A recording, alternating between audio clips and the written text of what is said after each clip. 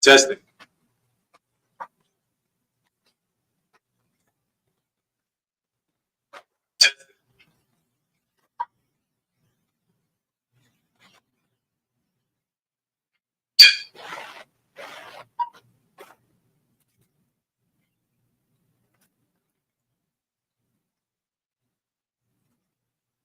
All right, Shalom Israel, Shalom Bashim Ashab Rakatham to the brothers, Shalom Hawashmal the Bashim Ashab to the sisters. We at the ISUPK Israelite School of Universal Practical Knowledge started out of 1 West 125th Street, Harlem, New York, under Commander General Yohana. We are not affiliated with any other Hebrew Israelite group. We teach that all so-called blacks, Hispanics, and Native Americans are God's chosen people. We are the true biblical Israelites that the Bible speaks of. And Esau, or as you know him as the white man, is the devil that the Bible speaks of. Now, today is a Sabbath service. I know some people might be confused. You know, anybody who's been tuning in consistently, Sabbath service actually starts on the even of a Friday and lasted to the even on a Saturday. So we are in Sabbath service, all right? Now, with that being said, we're going to be reading the book of Exodus, chapter 33, verse 4, all the way to the book of Exodus, chapter 34, Salakia, 34 to 29. All right, 49 verses in the Hebrew, 7 verses in the Hebrew, and then we give the breakdown of the English afterwards. Now, with that being said, mind you, just me up here.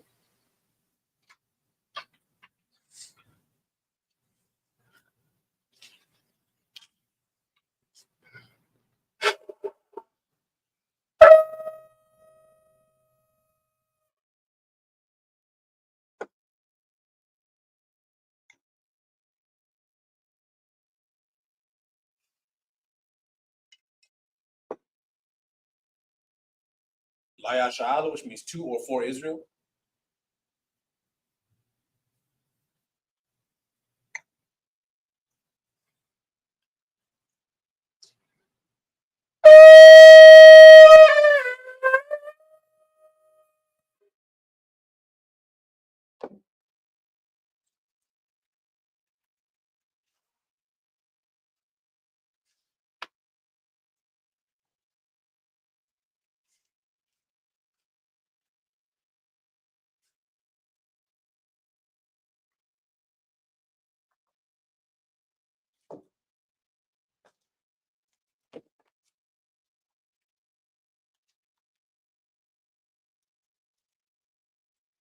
Maidim Aponyah Kodam, which means to rise or stand and face the east.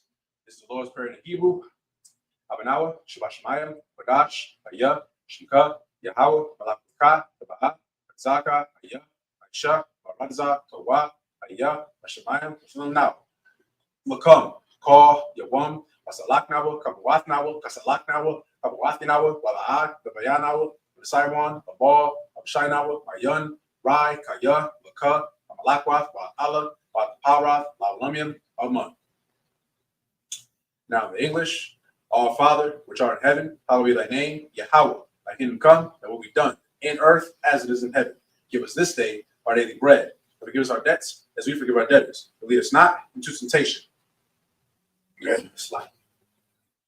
but deliver us from evil. For thine is the kingdom and the power and the glory forever. So be it.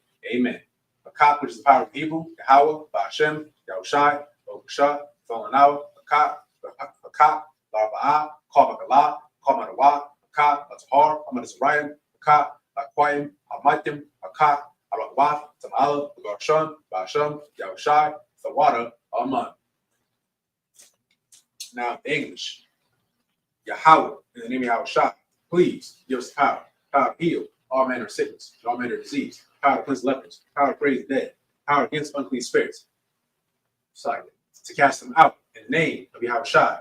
Thank you, so be it.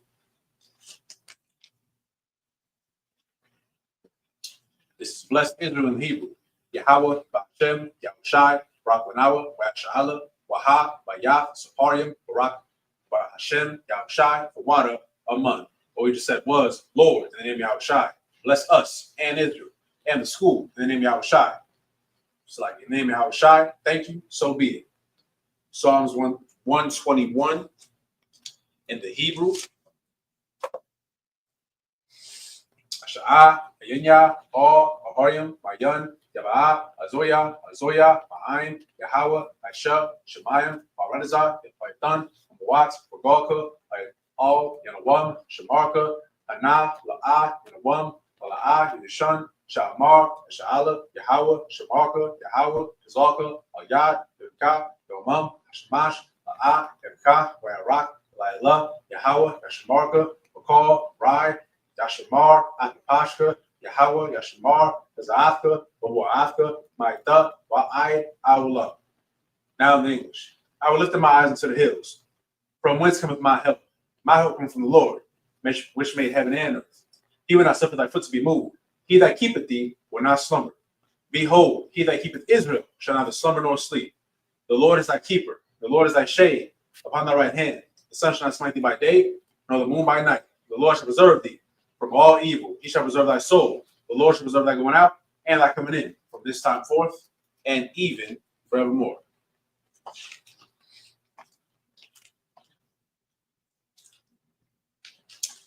This is Psalms 83 in the Hebrew.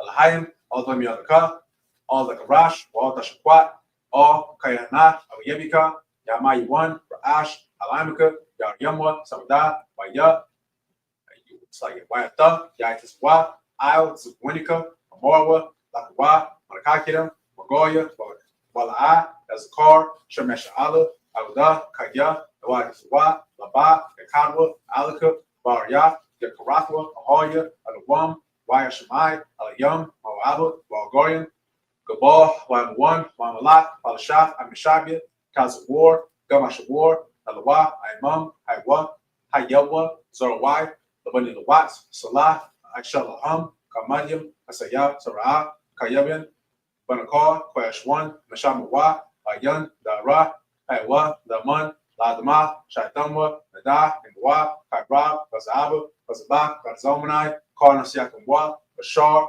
Marwa, Yarasha, Anawa, Af, Nawaf, Alahayim, Alahaya, Shaitamwa, Gagla, Kwash, Rapanya, Raka'a, Ka'ash, Ira, Yaira, Wakalahaba, Falahat, Ariyam, Kam, Faradama, Asairaka, Babasa, Papafka, Balam, Malak, Panyaham, Palawan, Waya, Kwashwa, Shumka, Yahawa, Yabashwa, Waya Bahawa, Adiai, Waya Parwa, Waya Abagwa, Waya Daiwa, Kayata, Shumka, Yahawa, Labaka, Alwan, Alkor, Ha'aratsa.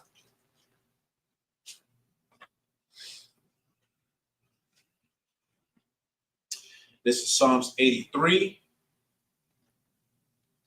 in the Hebrew. Keep not thy silence, O God.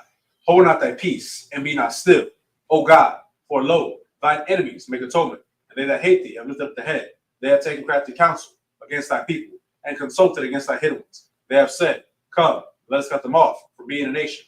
In the name of Israel, there be no more remembrance. For they have consulted together with one consent. They are confederate against thee. The tabernacles of Edom, the Ishmaelites, of Moab, the Hagarenes, Gabal, and Ammon, and Amalek, the Philistines, with the inhabitants of Tyre. A sword also was drawn with them. They have opened the children of Lot, Salah. Do unto them as to the Midianites, as to Sisera, as to Jabin, at the brook of Kison, which perished and endured. They became as dung for the earth. Make their nobles like a red, like Zeid. Yea, all their princes as Zabbath and as Almuna, who said, Let us take to ourselves the house of God in possession. O my God, make them like a will, as the stubble before the wind, as the fire burneth the wood, and as the flames set the mountains on fire. So persecute them with thy tempest, and make them afraid with thy storm. Fill their faces with shame, and let me seek thy name. O Lord, let them be confounded and troubled forever. Yea, let them be put to shame and perish, that men may know that thou, whose name alone is Yahweh, art the most high of all the earth.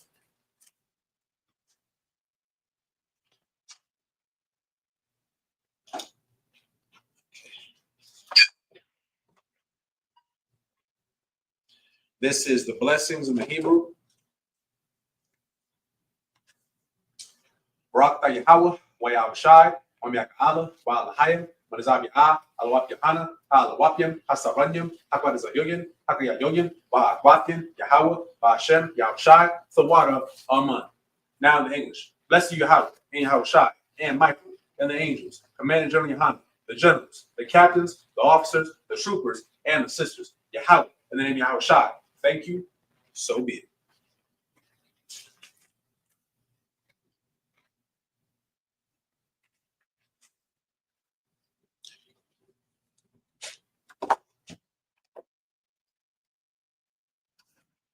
You may be seated.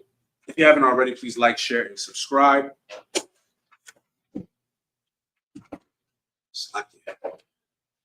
All right.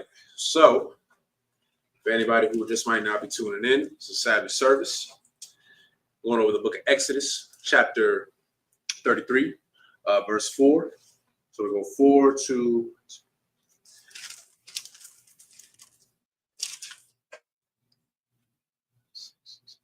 10. So this is the book of Exodus, chapter 33, verse 4 in the Hebrew. Wa'ashamai ha'aim ath hadabar harai haza'ah wa'atha kalya wala'ah shathaya ayash idaiwa ilawa wa'amar Yahweh or Masha'ah Amar or Kanya wa'asha'ala atham I'm Quasha'ah I run Ragai Akkad I la'ah Bakara Ka'an Wabal Yatha Ya'an Wa'aitha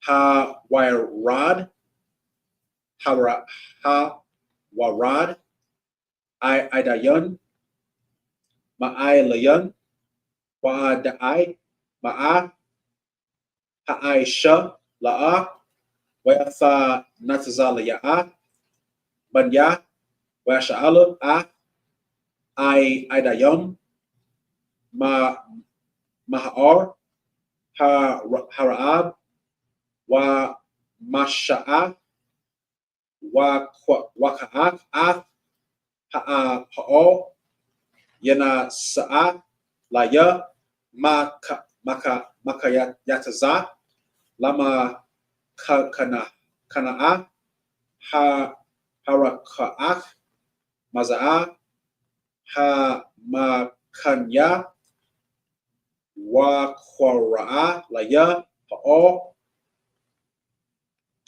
Mara'ai Waya'aya Ka'o Mabakwa'ash Yahweh Yakwataza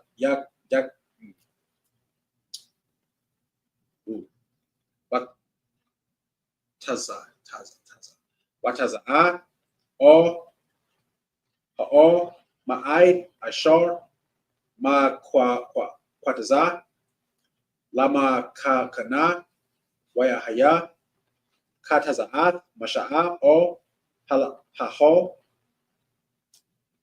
Yakwa Wamaya'a Ka'o Hayam Yanatazabaya'a Hayash Ba Pathak Halaya Waya Kaya Sa'a Hakaya'a Masha'a I Kaya Halaya'a Wayahaya Kaba'a Masha Halaya La'a Yarad here. I'm a yad ha'ain ya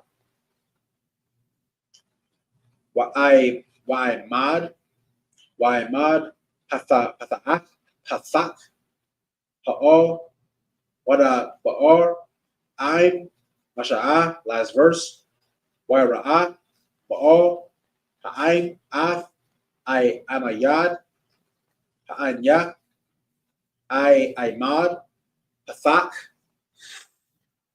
Ha'o Yakwa'am Ka'o Ha'aim Wa'ashathakaya Ayash Pathak Ha'aholya. All right, so this is the book of Exodus, chapter 33, verse 4 in the Hebrew. And when the people heard these evil tidings, they mourned, and no man did put on him his ornaments. Verse 5, for the Lord hath said unto Moses, say unto the children of Israel, ye are a stiff-necked people. Ye will come up into the midst of thee in a moment and consume thee. Therefore now put off thy ornaments from thee, that I may know what to do unto thee. So now, what's going on right now, just to get everybody like kind of up to speed, this is the time where sadly we lost our faith as a people. We lost our faith in the Most High. We lost our faith in Moses. We lost our faith in Aaron. We lost our faith in the Most High and his ability to get us out of captivity. And we wanted something carnal to latch onto. So what did we do? We made Aaron pretty much, not we made Salakia, because we didn't, it's not like we held the man down, but we convinced Aaron to make a golden calf. Now, what was the significance of this golden calf? The golden calf was supposed to represent a false idol, a false god for us to worship, because we wanted something tangible to abide by. And apparently to us, the Most High was not enough, right? Because we lost our faith. And that's usually what happens. When we lose our faith, we start to do what heathens do. Only heathens will worship a rock. That, like, this is a phone right here. If I start worshiping this phone, it will be the death of me. All right? An inanimate object cannot do anything for me because it is not a God. This can break tomorrow. What, is my God dead then? You see how ridiculous that sounds? Now, what's happening right now, pretty much the Most High was wroth, meaning angry with the children of Israel. Why? Because we, after everything that he's done for us, we still did not have faith in him. The Most High was so angry that he suggested to Moses, hey, I'm going to kill all of Israel, and I'll make a better nation out of thee, meaning Moses. Now, this really was a test. This kind of goes back into what I was talking about last week. The Lord knows you better than you, right? He knows you, I'm paraphrasing, he knew you when you were in the womb, meaning he knows what kind of person you are and what kind of person you were because of resurrection, right? So he knew that Moses would never agree to something like this. But what did he do? He decided to, test Moses. Same thing as he done on to Solomon in the time where he promised him, many riches, more power, but all he really wanted was wisdom. So because he really wanted wisdom, he gave him that wisdom and all the other things that he would have promised him as well if he were to choose something else. But it's because he knew Solomon's character. Also with Abraham, Abraham and Sarah were unable to have a child for a very, very long time. They were well stricken in age before Isaac was born. Now, when Isaac was born, Abraham, he loved Isaac, but the Most High tested him. How? He wanted to see if he was going to sacrifice Isaac over him. Because if you love a loved one today, right, more than you love the Most High, then you don't really love the Most High. Now, of course, the Most High knew that Abraham, he knew that he loved the Most High. It was really a test. He did not really want him to sacrifice his son. Hence why an angel came down and grabbed Abraham, because he didn't want that to happen, right? I don't want anybody out here thinking like, oh yeah, you can just sacrifice your kids to the Most High. That is not what we do, okay? It was really just a test to see where his heart was. So at this time, Most High he's pissed for the most part, right? He's pissed because after everything that the Most High has done for us, we still were a very stubborn people, aka stiff-necked. What do we say today? We say hard-headed. Hard-headed, you got a thick skull. You don't want to listen to nobody. We'll tell you don't touch the hot stove. You still gonna touch the stove and then complain to us after that the stove was hot. Well, we told you not to do it, right? So the Lord, he's getting a little tired of us. But again, showing the character of Moses, he says to the Most High, like, don't do that. Don't do that. Then it's going to look funny, actually, because then the Egyptians will say, oh, their God took them out of our land to kill them, right? Again, this was just all a test. He wanted to see where Moses' heart was, right? So we're going to go back to verse 4 from the top. And when the people heard these evil tidings, they mourned, and no man did put on him his ornaments. Salakia.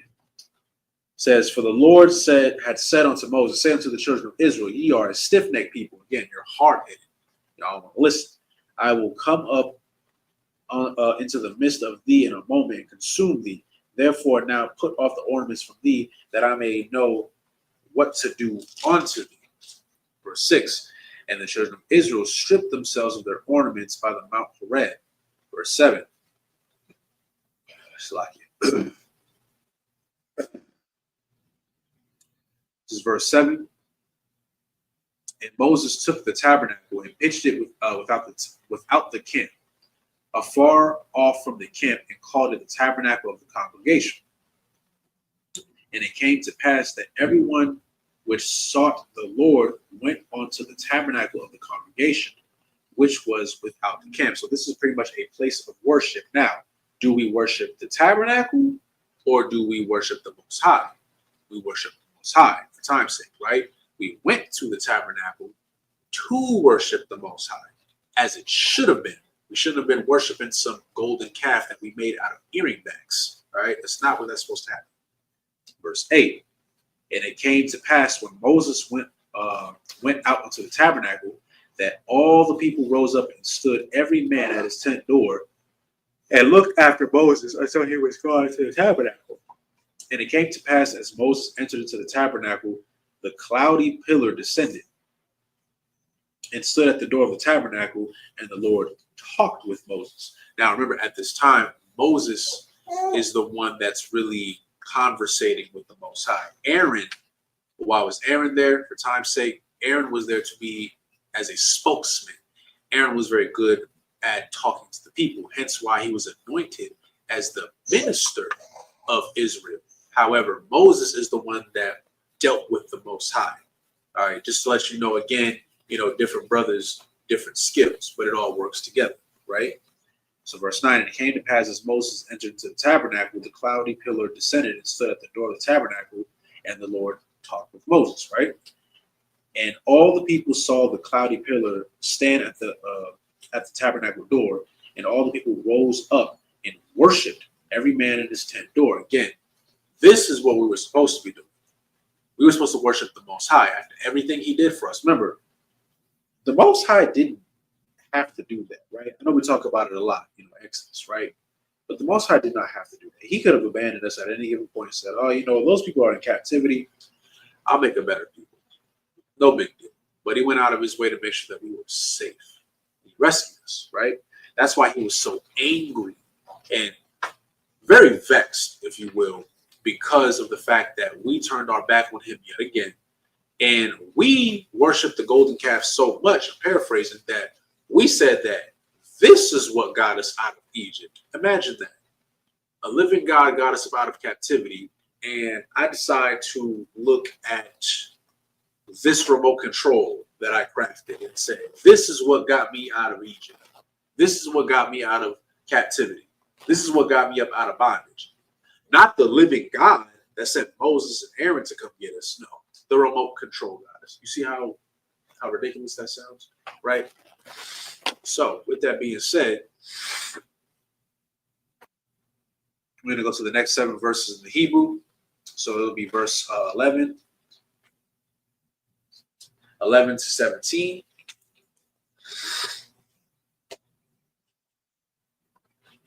This is the book of Exodus, chapter 33, verse 11. In the Hebrew, Wa'adabar, Yahweh, all, Masha'ah, Panyam, all, Panyam, Kashar.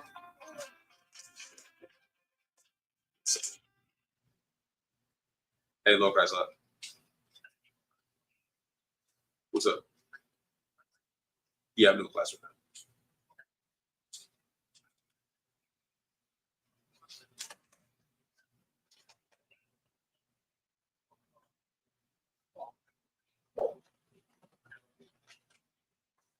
Okay. Okay, like by today, right? Okay, we'll just do it after class.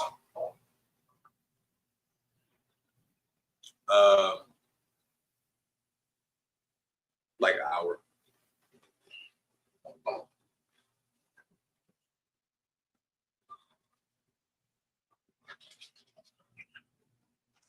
Okay, I could try to work it in if possible. We'll figure it out. All right, Shalom, Chris. Slagia. All right, this is Slagia. Look at Exodus chapter 33. Go back to verse 12, actually.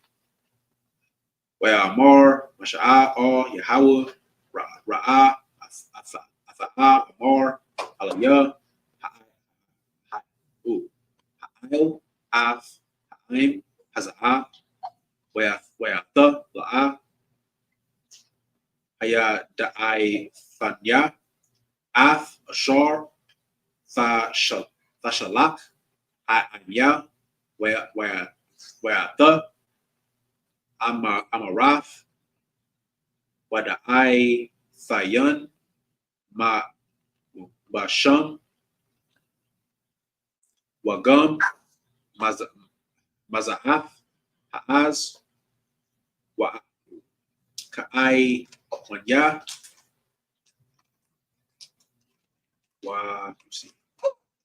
Wa'itha, Na'a, Maza'athya, Ka'az, Ka'ai Wana Ya'an, Ka'ai Da'usakya, Haiwa Da'ainya, Na'a Af, Dara Ba'an, Daraban, Wa'a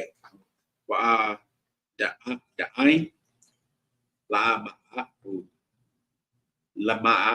Lama'ain, Amaza'a, Kanya, Ka'ai Wanya, Ra'a, Kaya, Man, Haga Waya'a, Haza'a, Wa'amar, Kanya, Alabaya, Wa'ai, no, sorry, Waha Na'at, Faya, La'an, Wa'amar, Alahaya, Hayan, or Hayaz, Panyan, Alahayim, or Halabayam, or Fa'ailanya, Maza'a, Wababaya'a, Waya Da'ai, Apa'a, Ka'ai, Mataza'athya, Ka'az, Ka'ai, Wayanya, Anya, Wayama'an, Halayam, Kala Ba'athya, I Manya, Wanapala Yanya, Anya, Wa'ai Mad, Mata'al, Ha'im, Ashar, I'll, Anya, Ha'adma, last verse, Wa'amar, Wa'harwa, all, Masha'a, Gum, Af, Hadabar, Haza'a, Shar, Dabarath, Ha'aisha, Kanya, Mataza'af, Ka'an, Ka'ai Yanya, Wayadai, Basham. All right, so this is the book of Exodus, chapter 33, verse 11. And the Lord spake unto Moses face to face, as a man speaketh unto his friend. Now, this just lets you know the type of relationship that Moses and the Most High had. Now, if you recall, in Genesis, Abraham was referred to as what? The Most High's friend. But why was he referred to as the Most High's friend? It's because he obeyed the Most High and held out his laws, statutes, and commandments.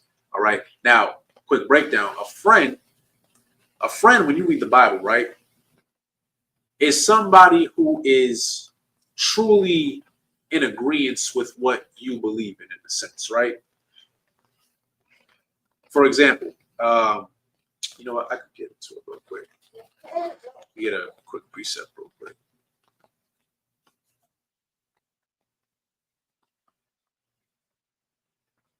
Let's see.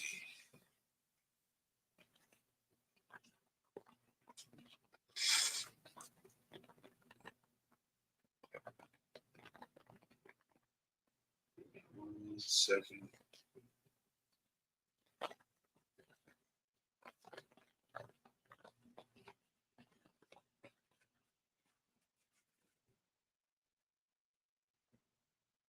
Okay, let's go John 15 and 14.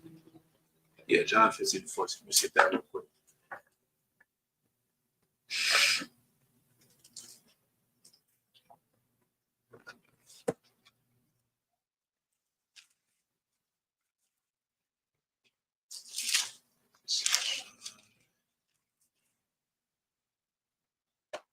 Book of John, chapter 15, verse 14. All right, it says, "Ye are my friends, if ye do whatsoever I command you." Now, this is red. This is Yahushua speaking, right? Read it one more time. "Ye are my friends, if ye do whatsoever I command you." Now, Christ was perfect, right? He was about his father's business in a sense, right? He was pretty much damn near the embodiment of the law, statutes, and commandments. So what he's telling you right now is, ye are my friends if ye do whatsoever I command you. Now, who is he talking to? He's talking to his Israelite brothers and sisters. And when he says, you whatsoever I command you, what he's really saying is whatever the Most High commands you to do. So, you know how we have that saying, not all kinfolk. That's not how it is, right? Just because you are an Israelite, you're from the tribe of Gad, Judah, Benjamin, Manasseh, Ephraim, whatever, right? Okay, fine, you're an Israelite. That's great. Are you really our friend, though? Are you truly a friend? Because a friend wouldn't sleep with another man's wife. A friend wouldn't commit adultery. A friend wouldn't try to molest your children. A friend wouldn't try to give drugs to you. A friend wouldn't encourage self-sabotaging behavior. A friend wouldn't do that, right? A friend is going to hold the law, statutes, and commandments. A friend will check you respectfully, but they will check you. If they see you out of order, they should pull you aside and say, "Hey, let me talk to you real quick," right? Why? Because he cares about you. That's what a friend is, right? Now, going back to 33 and 12. Let me see. Oh, 33 and 11. Slakia. "And the Lord spake unto Moses face to face, as a man speaketh unto his friend." Why was Moses considered, or I guess referenced as the Most High's friend? Because he followed the law, statutes, and commandments. You see that Moses is dealing with, right? Not anybody else. There's a reason for that. Now it says, "And he turned again unto his friend. He turned again into the camp. But his servant Joshua, the son of Nun, a young man, departed not out of the tabernacle. And Moses said unto the Lord, See thou sayest unto me, Bring up this people, and thou hast not let me know whom thou wilt send me with.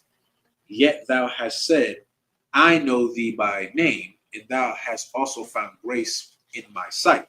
Meaning who? Moses found grace in the Most High's sight. Verse 13. "Now therefore I pray thee, if I have found grace in thy sight, show me now thy way, that I may know thee, that I may find grace in thy sight, and consider this the nation is thy people. And he said, My presence shall go with thee, and I will give thee rest. And he said unto him, If thou presence go not with me, carry us not up hence. For within shall it be known here that I and thy people have found grace in thy sight. Is it not in that thou goest with us? So shall we be separated, I and thy people, for all the people that are upon the face of the earth.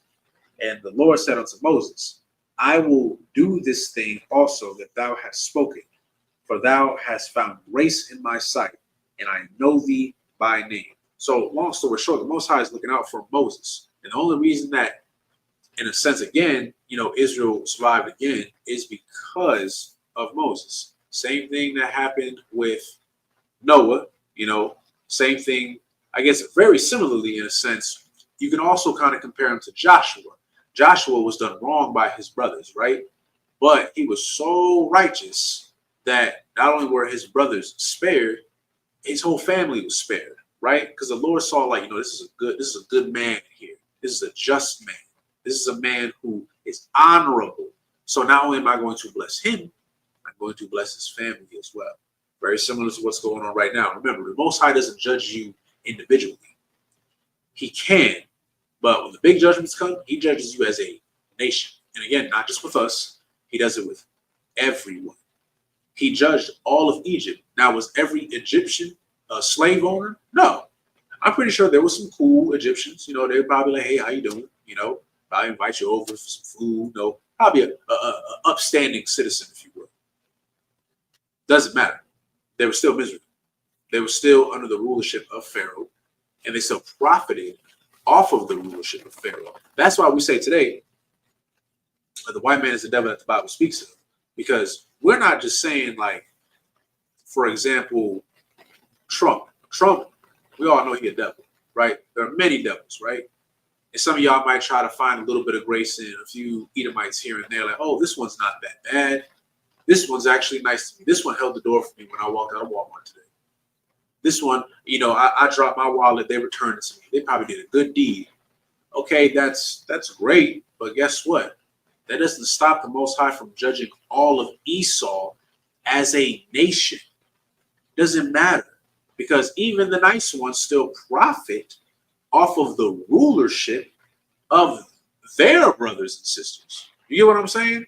So you can't sit here and side with the enemy just because there's one cool. It doesn't work like that, right? You're compromising yourself. You're compromising the nation, right? So that's it for verse 17. I'm gonna go to Exodus chapter 33, we'll start with 18.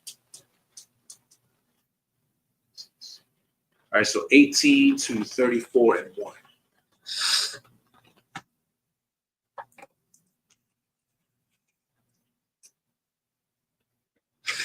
All right, it's the book of Exodus chapter 33, verse 18 in the Hebrew.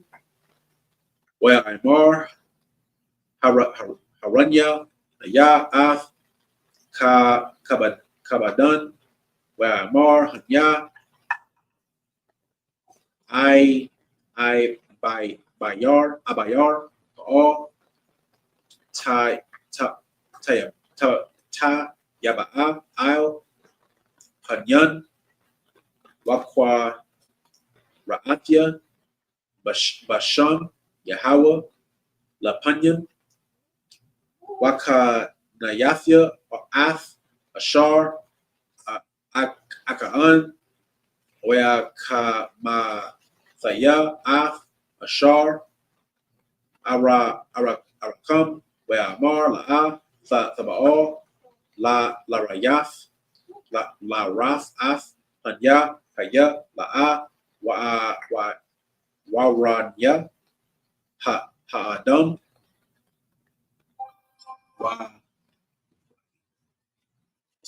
Wa'adam Wakaya Wa'amar Yahweh Hanya Makwayam Afya Wana Tazaba'ath I'll Hatazar Wa Haya Ka'aibar Kabadya Weasha Mafia Kanya Korath Hatazayar Washa Mafia Bapaya Alayan Ibar Waha Ra'athya Ath Kapaya Wara'af Ath Akaya Wapaya La'a Ya like it. Wara'an. All right, this verse, last verse, chapter 34, verse 1. Wa'amar Yahweh all Masha'a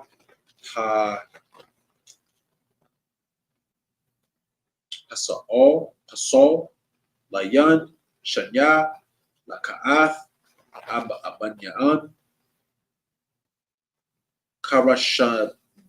Karashanyam Waba Ba'athia, Al, Halaka'ath, Ath, Hadabarayam, Ashar, Hayan, Al, Halaka'ath, Harashanyam, Ashar, Shabarath. It's the book of Exodus, chapter 33, verse 18 in the Hebrew. Oh, sorry, in English. And he said, I beseech thee, show me thy glory. And he said, I will make all my goodness pass before thee, and I will proclaim the name of the Lord before thee. And I will be gracious to whom I will be gracious, and will show mercy on whom I will show mercy. And he said, thou canst not see my face, for there shall no man see me and live. Now, where this is coming from in a sense of, Moses is dealing with the Most High, right? He's talking to the Most High so much that the Most High even considered him a potential friend. Now, what he's telling him right here is, and he said, thou canst not see my face, for there shall no man see me and live, meaning, how do I say this? The Most High is so unbelievably powerful in a sense that just looking at your mind could not comprehend what's going on right now. So he's warning them, don't look directly at me, because if you do, your head probably going to explode. I don't know. You can't, don't do it to yourself, right? So he never really looked at the Most High, all right, if you will. Verse 21, and the Lord said, behold, there is a place by me, and thou shalt stand upon a rock. And it shall come to pass, while my glory passeth by, that I will put thee in a cleft of the rock, and will cover thee with my hand while I pass by. And I will take away mine hand, and thou shalt see my back parts, but my face shall not be seen. Now, this is the last verse. This is chapter 34, verse 1. And the Lord said unto Moses, hew thee 2 tables of stone, like unto the first, and I will write upon these tables the words that were in the first tables, which thou breakest. So to kind of get you up to speed, the Most High is giving Moses a set of instructions, and we're going to get more into it as we keep reading, right? But also, the reason why Moses was able to do all these things, and we stress this every time we teach class, is because he followed the law, right? I broke it down last class. When you read in the Hebrew, Most High, God's powers all share like a root word. It could be Alahayim, Alahaya, Alahayim meaning, it's plural. The yum is the plural, and it means powers. Now it says in the English that Moses was, I'm paraphrasing, made into a god. Now, that does not mean the Most High God. We're not talking about like a deity. We're not talking about that. What we're talking about is the Most High gave him power. He gave power because of what he did, because of the fact that he followed the law, statutes, and commandments. And it wasn't just him. There's a lot of brothers in here that were given power. Solomon was given power. David was given power. Even at one point, he lost it, but Saul was given power. Noah was given power. Samson was given power, or if you will, gods in a sense, because they were given power. Why? Because all of them at least at some point, followed the Most High. So think of it as a gift, a blessing, if you will, right? And when we say power, I'm not saying you like a superhero and you can shoot lightning from your hands and stuff. We ain't talking about that. No, what we're talking about is you have the protection of the Lord. That's all the power you need. All right. You driving down the street and not getting into a car accident, that's the Lord. You might run a few minutes late to work, but it's because there might have been, I don't know, some freak accident somewhere. But the Lord maybe made you a little late, just so you could avoid that traffic, right? The Lord might have put that spirit on you, you know what, maybe I should stop drinking so much. That's the Lord protecting you. That's what you really want. That is power. It don't gotta be no little fancy stuff. No, it's not what it is. Having the Lord's armor around you is power. And that's what we should all strive for. But how do you get that? Again, hate to beat a dead horse, following the Most High. I can't stress that enough. All right. So let's go. Yes. Yeah, actually, we'll stop there. We'll do the next Sabbath verse in Hebrew. So 2 to 8. So this book of Exodus, chapter 34, verse 2 in the Hebrew. Wahaya na nabayan la laba kwaor wa'ai layath ba kwaor o kwaor sa sayanya wanatazabayath Laya Shum Al Ra'ash Hahor Wea Ya'ash La'a Wa'ai La'a I Mar Wagum Yash All Wa Yara'a Kabal Hahor Gum Hataza'un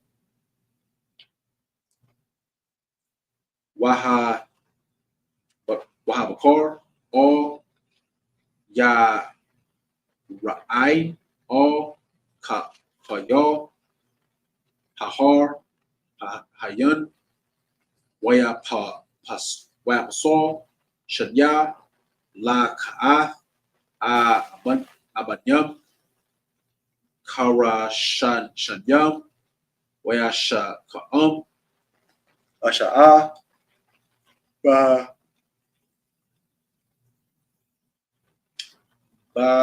Bakar Wa'il All Ha'ar Sanya Kashar Taza'ah Yahweh Afya Waya Kwa'ach Ka Yadya Shanya La Ka'ath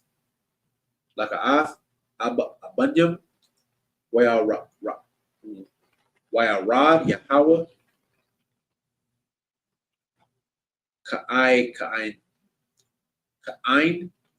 Wayatha Taza'ab Aimya Shum Waya Ra'am Basha'am Yahweh Waya Bar Yahweh Al Panya Waya Ra'a Yahweh all Raka Ya'am Ya Kanya Aran Apayam Wara'ab Kasa'ad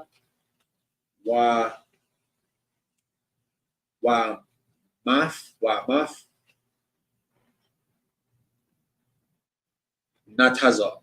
Nataza'ar Kayad La Panyam Nasha'a Ayad Waya Pasha'ai Waya Sa'a Waya Nakwa'ah La'a Yanakwa'ah Hakwad Ayan Abaya Al Ba Ayam Al Haya Bayab Al Shala Shayam Wa'al Rakwa Ayam last verse Waya Amor Masha'ah Waya Quad Aratazah Waya Shathak. Yeah.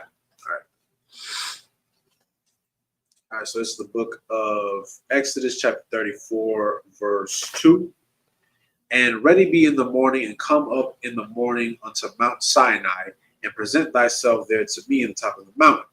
And no man shall come up with thee, neither let any man be seen throughout all the mount, neither let the flocks nor herds feed before the mountain.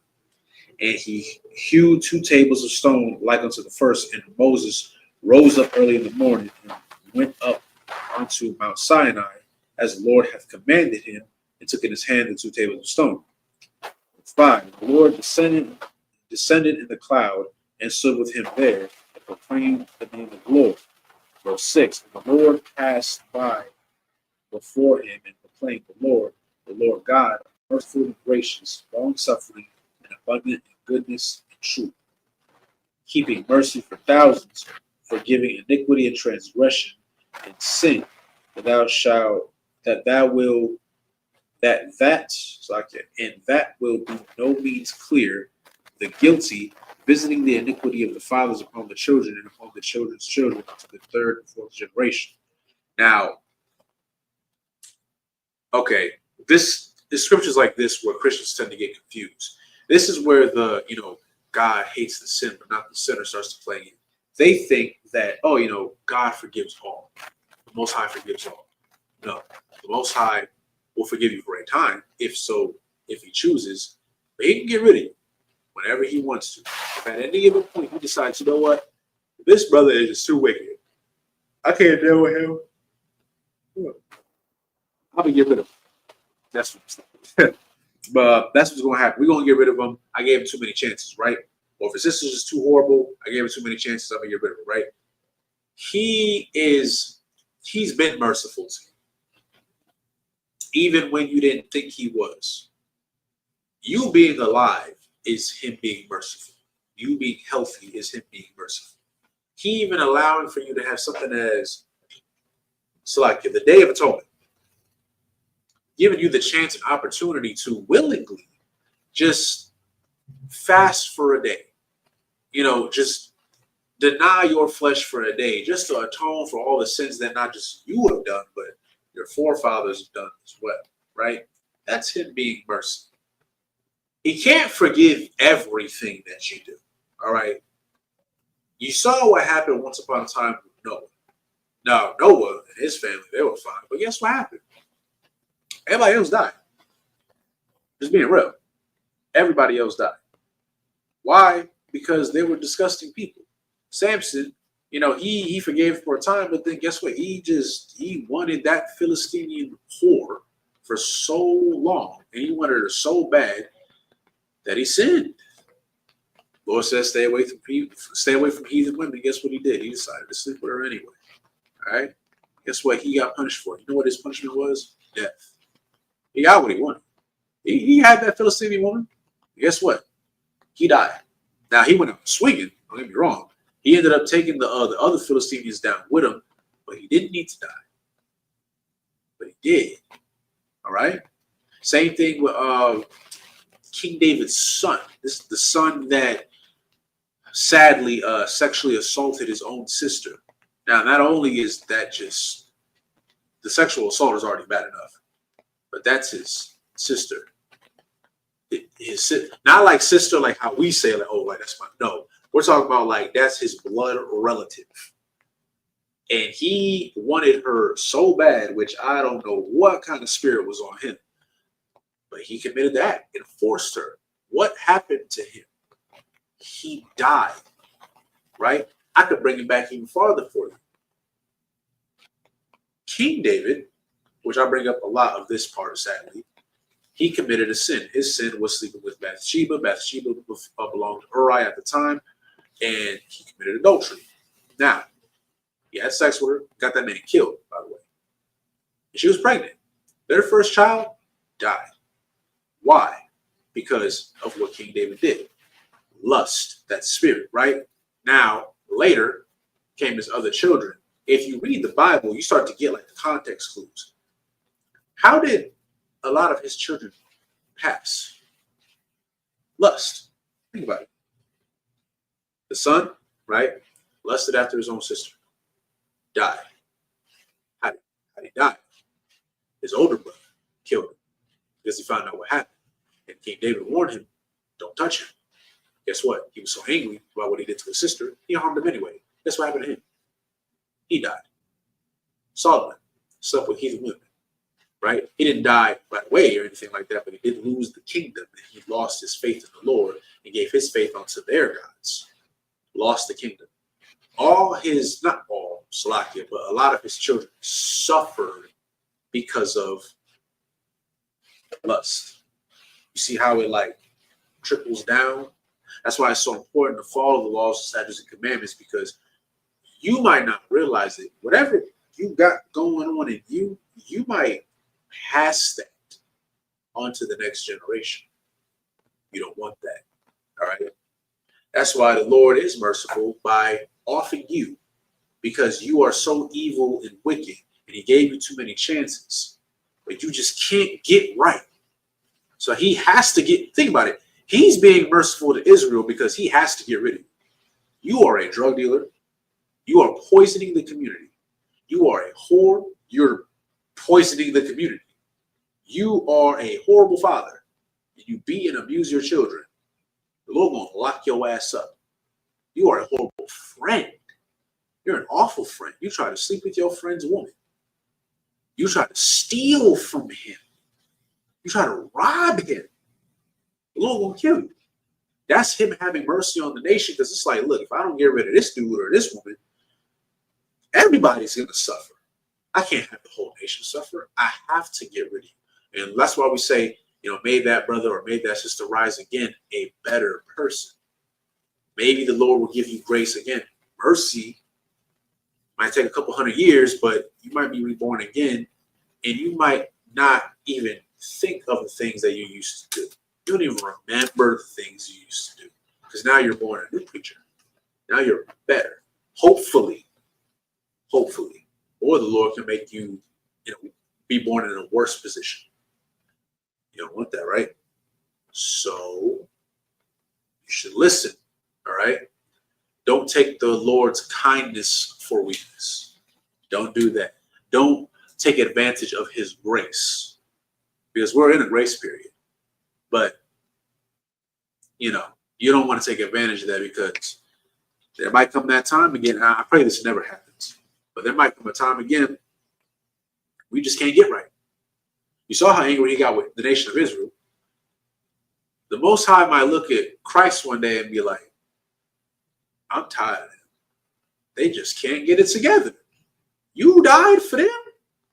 Nah, you know what? I'm about to restart everything all over again, and I'm going to make a great nation out of just you. If y'all think I'm lying, it's happened. It's happened in the Bible, and it almost happened again. Thanks to Moses, it didn't happen, but it could have. So I hope you're picking up what I put down. All right. Let's see. Let's go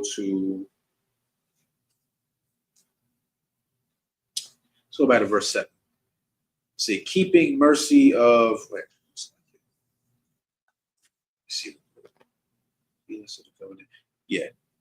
keeping mercy for thousands, for forgiving iniquity and transgression and sin, and that will by no means clear the guilty, visiting the iniquity of the fathers upon the children, and upon the children's children, to the third and to the fourth generation.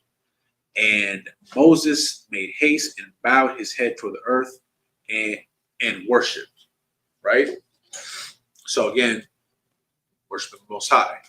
So let me see.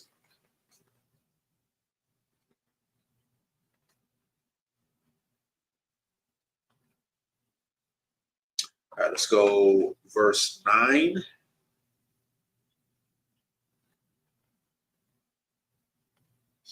So 9 to 15. In the Hebrew, so this is the book of Genesis. It's like Exodus. It's been a while. Book of Exodus, chapter 34, verse 9 to 15 in the Hebrew. Wa'amar na'a ma taza'athya ha'az ka'ai nayan idunya wa la'an na'a idunya ka'kwara banya kaya aim pasha'a ayan ha'aya wa wasalath wasalakath the I wa nanya walaka ta'athanya Wanakal La'ath Yanya, Wa Amar, Hanya, Anya Ba'ar, Karaathya, Ka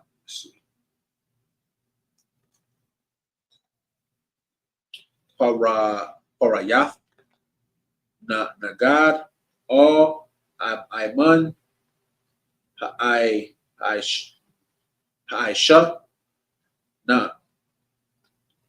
Napalath, Ashar, La'a, Naparaya, Kabal, Haratazah, Wa Babal, Hagawam, Wa Ra'a, O Ha'ai, Aishar, Atha, Bakorabaya, Ath, Aisha, Yahweh, Kaya, Na Ra'a, Haya, Ashar, Anya, Aisha, Imad, Shamar, La'an, Ath, Ashar, Anabaya, Matazayan, Haya, Wa'am, Nanya, Garash,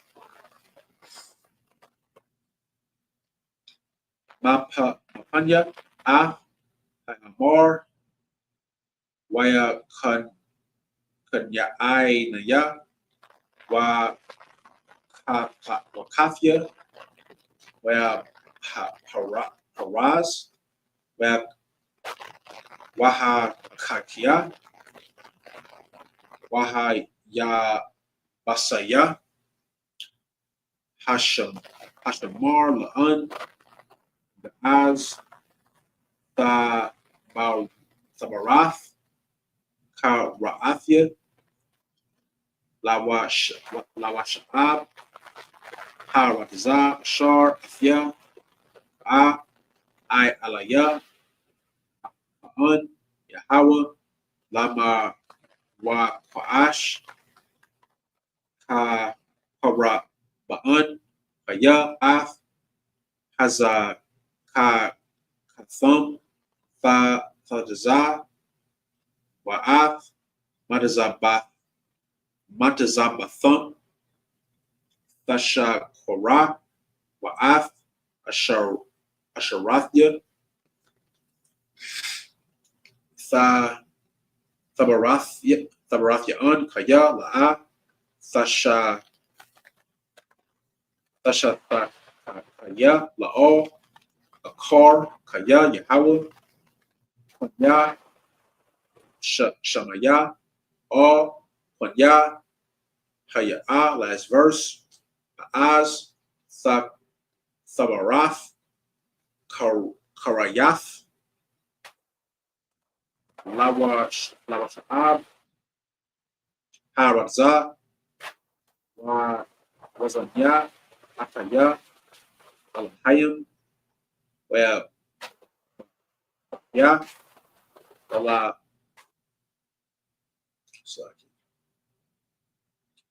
Lahayim, okay, where Korah, Layan, Wa Balaf, Maza, yeah. All right. So that's that. So it's the book of Exodus, chapter 34, verse 9. And he said, If now I have found grace in thy sight, O Lord, this is Moses talking, let my Lord, I pray thee, go among us, for it is a stiff-necked people, and pardon our iniquity and our sin, and take us to thine inheritance. And he said, Behold, I will make a covenant before all the people, I will do marvels. Slakia. Such as have not been done in all the earth, nor in any nation, in all the people among which thou art shall seek the work of the Lord, for it is a terrible thing that I will do with thee. Observe thou that which I command thee this day. Behold, I drive out before thee the Amorite and the Canaanite and the Hittite and the Perizzite and the Hivite and the Jebusite. So what's happening right now, the inheritance that we were promised was the land of Israel. Now, at this time, it wasn't called Israel. It was called the land of Canaan. Actually, that's why a few of the names actually were all Hamites. One of them actually being Canaanites. So what happened was we were given this land, not necessarily like it was handed to us on a silver platter. We actually had to go to war for it. But we're on our way. This is like the journey to Israel, if you will, right? So the Lord is saying, like, I'm going to drive them out. I'm with you, so I'm going to be on your side. I'm going to drive these heathens out, and this will be your land, right? Verse 12, take heed to thyself, lest thou make a covenant with the inhabitants of the land, whether thou goest, lest it be for a snare in the midst of thee. But ye shall destroy their altars, break their images, and cut down their groves. For thou shalt worship no other God, for the Lord, whose name is jealous, is a jealous God. Meaning what? When you go over to this other land, I don't want no traces of whatever false idols that they're worshiping. You're not going to go into someone else's land and do what they're doing. You're not going to worship their gods. You're not going to adhere to their customs. I want you to get rid of all of that, because why? God is a jealous God. He said, nah, you're only going to worship me. That's it. Because, isn't it fair? He's blessing us. He's trying to give us this land. He's trying to bless our nation, make us a very powerful nation. All we got to do is stick by his side. That's all we got to do. But you don't want to do that. You want to dip and dabble in other people's cultures and other people's gods, and you still want your cake and eat it too. How can you want the Lord to be loyal to you when you're not loyal to the Lord? That doesn't make any sense. That's not fair. And I broke this down a few classes ago. The Lord is about being fair. If you got a punishment, it's probably because you did something wrong. It's just being real, right? Because it's only fair. He can't keep excusing your behavior. He can't do that. And again, his mercy is allowing you to live. His mercy is allowing for you to have a family. Some people don't get that. Be grateful that you even have that. Be grateful you got a roof over your head. Be grateful that you got food to eat tonight. Be grateful that you have clothes on your back, right? Because it could be a lot worse. It could be a lot worse, I promise you, right? But again, how do you get all these things? Follow the Most High. But it's only fair. Like, think about it. It's like a job. You work at your job, right? You clock in 9 to 5. And as long as you work there, they give you a paycheck. But then you decide to stop going to work. Do you think that it is right for that job to keep paying you even though that you are not clocking in? You left the company? It's not fair. They wasting their money. AKA the Lord is wasting his blessings on the people that don't believe in it. It's only fair, right? So let's see. We'll go to verse 12. No. Verse 14. For thou shalt worship no other God, for the God whose name is jealous is a jealous God.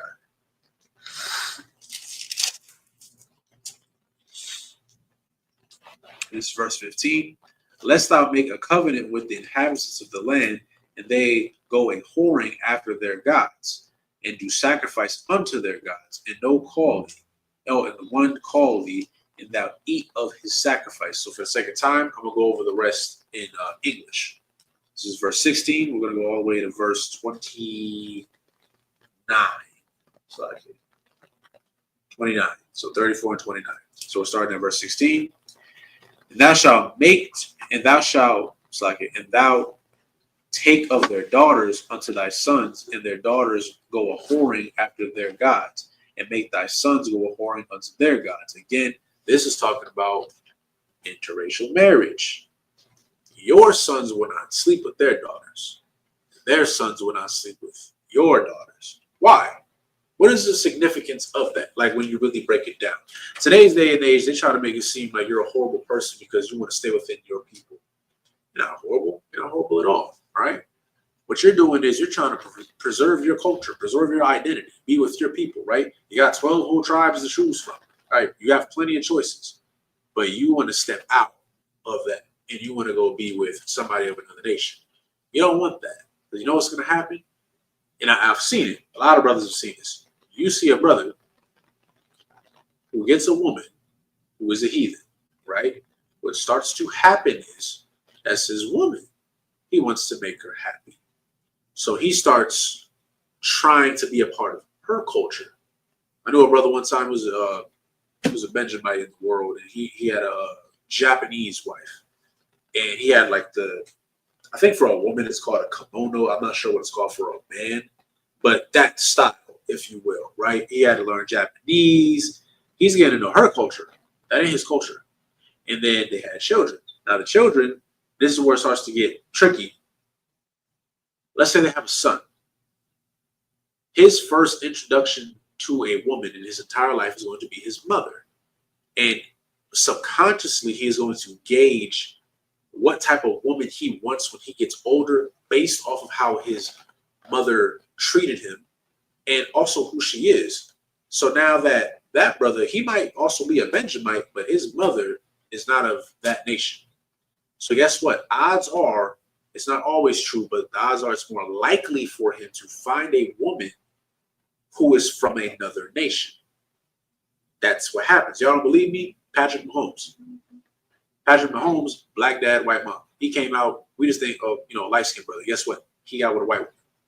Now, those children, they Israel, but you see the confusion now? Let them go around trying to talk about I'm black. They're going to get denied. I'm just being honest with you. That's what's going to happen. But that's their daddy's fault. And their granddaddy's fault. You should have never did that. Why are you sleeping with heathen women?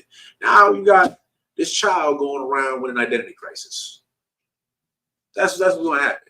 Same thing. I know I'm going to get so much hate for this. Drake, he slept with that. I think she was actually a prostitute, actually. But he had a kid with her. And now the kid came out. Again, to us, like, hey, that's a brother. I'm not really concerned with your skin tone. However, there's a lot of brothers and sisters in the world who will feel otherwise. And they're going to see him. And they're going to try to deny him of his blackness, in a sense. That's going to hit because it don't matter how white his skin may be. That's still Israel in here. He's going to feel vexed. He's going to have a problem, an internal struggle. But he wouldn't have to do that if his daddy didn't do that and his granddaddy didn't do that. You see how that causes a problem? Also, you want to be a part of different cultures and stuff like that. You don't want that. Now you're leading to destruction. And if you have a daughter, forget about it. Your whole lineage is gone. At least when a brother has a child with a heathen woman, it's still wrong, but the child is still an Israelite. Your daughter ends up with a heathen, oh, that's it. That child is not going to be an Israelite because it's the seed of the father that passes on.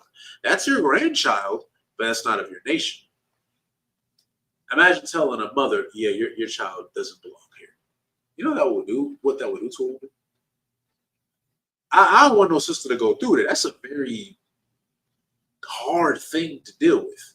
There's a certain level of rejection that comes with that. That's your child. You done carried them around for 9 months. You done nursed them, fed them, changed their diapers, just to find out one day, oh yeah, this is not my people. That's your son. That's your daughter, but that's not your people. It's a little awkward, right? Lord don't want that for you. Stay with your people, right? This is verse 17. Thou shalt make thee no molten gods. Now, this is, I ain't gonna lie, this is kind of the most I thought shade. The molten gods, meaning what? What do? We melted what? That gold to make that golden calf. That's what he's talking about right there. Don't do that. This did not get me up out of captivity. But sadly, that's what we were saying in the Bible. Yeah, this golden calf. No, it didn't. But that's a slap in the face, right? I'll be mad. Personally, I would be mad. If I was the Most High, I'd be like, after all I did for y'all, y'all done said that the damn pot got you up out of Egypt, so I don't get no credit. That's crazy. Okay. Why should I do anything else for you? You see? All right, so let's go to verse 18. The feast of unleavened bread thou shalt keep. right? 7 days thou shalt eat unleavened bread. Unleavened bread, for those of y'all who don't know, is just bread without a leavening agent. That would be your corn tortillas. Then we also have some brothers and sisters in the school who actually have a recipe for unleavened bread, right? As I command thee in the time of the month Abib, for in the month Abib thou camest out from Egypt. Verse 19. All that openeth the matrix is mine, and every firstling among thy cattle, whether ox or sheep, that is male. But the firstling of an ass thou shalt redeem with a lamb, and if thou redeem him not, then shalt thou break his neck. All the firstborn of thy sons thou shalt redeem, and none shall appear before me empty. 6 days thou shalt work, but on the seventh day thou shalt rest, Sabbath, and in earing time and in harvest thou shalt rest. And thou shalt observe the feast of weeks, and of the first fruits of wheat harvest, and the feast of ingathering at the year's end. Verse 23, thrice is the year shall all your men children appear before the Lord God, the God of Israel. For I will cast out the nations before thee, and enlarge thy borders. Neither shall any man desire thy land, when thou shalt go up to appear before the Lord thy God thrice in the year. Verse 25, thou shalt not offer the blood of sacrifice with leaven, neither shalt thou sacrifice of the feast of the Passover be left unto the morning. Verse 26, the first of the first fruits of thy land thou shalt bring unto the house of the Lord thy God. Thou shalt not seethe a kid in his mother's milk. Verse 27, and the Lord said unto Moses, write thou these words, and after the tenor of these words I have made a covenant with thee and with Israel. Verse 28, and he was there with the Lord 40 days and 40 nights. He did neither eat bread nor drink water, and he wrote on the tables the Lord of the covenant, the words of the covenant, the 10 Commandments. This is last verse. And it came to pass when Moses came down from Mount Sinai with the 2 tables of testimony in Moses' hand, when he came down from the mount, that Moses wist not that the skin of his face shone while he talked with him. So pretty much this is when Moses went to Mount Sinai and he is making the covenant with the Most High for Israel. All right. This is a very crucial moment in our history. But we got to remember, how did we get here? Right now, mind you, again, I'm going to say it one more time, we almost didn't get there because we wanted to build a little calf. There almost was no covenant. All right. So with that being said, you need to be very careful with what you do. Worshiping, like, I'll say it like this. When we think of sin, we think carnal. We think of like the severe stuff. We think murder, adultery, drugs. Like we think like the severe stuff. Worshiping a false god will destroy you. Worshiping heathen's culture will destroy you. And I get it. You don't see the repercussions of it now. You think it doesn't affect you now, but it will. It will, right? You don't want that. You don't want to celebrate, again, something as simple as a birthday. That is a heathen culture. All right. The only time birthday is ever mentioned in the Bible, I believe, was an Egyptian. And actually somebody died during that. I believe like he killed his servant or something. So his birthday and somebody then died. Man, I don't know how that makes sense. But again, that's not our culture. You might not think it's a big deal though. What you don't understand is when you celebrate your birthday, when you really get into the history of it, you are celebrating yourself as a God. You are putting yourself up for worship. You are not that. The Most High is worthy of that. You are not that. When you celebrate Easter, I believe it's not even first of all, bunnies don't lay eggs. Okay, that's a myth. I don't know if you ever seen a bunny lay an egg. Reptiles lay eggs. Fish lay eggs. stuff like that, right? Bunnies don't do that. Actually, Easter is based off of, well, modern day Easter is based off of the god of fertility, again, a heathen god or goddess, Ishtar, which is about sex. That's what that is. Right?